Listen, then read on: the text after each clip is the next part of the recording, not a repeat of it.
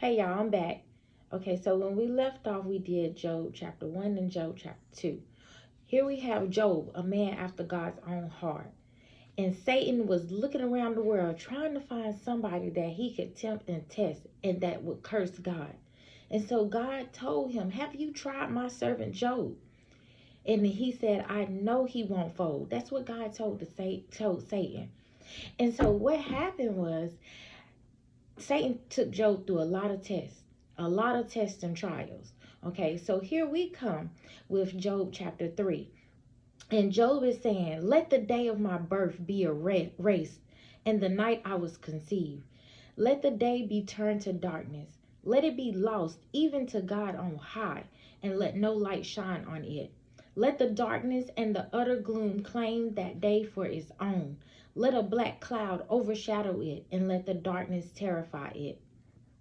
Let that night be blotted off the calendar, never again to be counted among the days of the year, never again to appear among the months.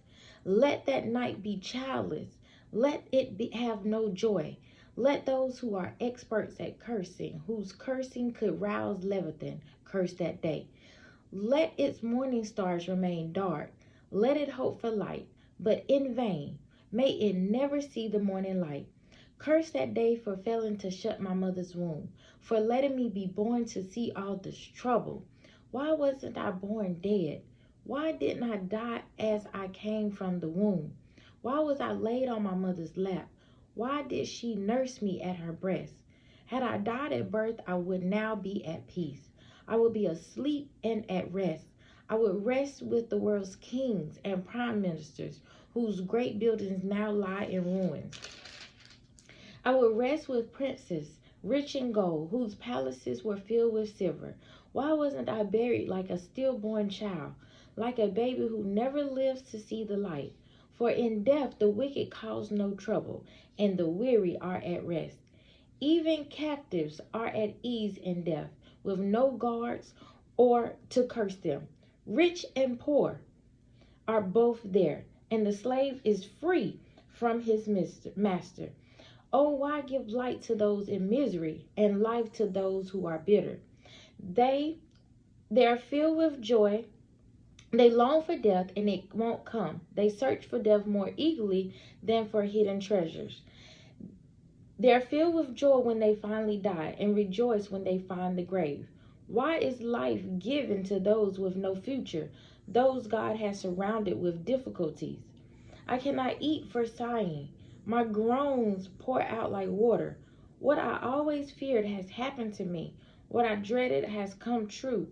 I have no peace, no quietness. I have no rest.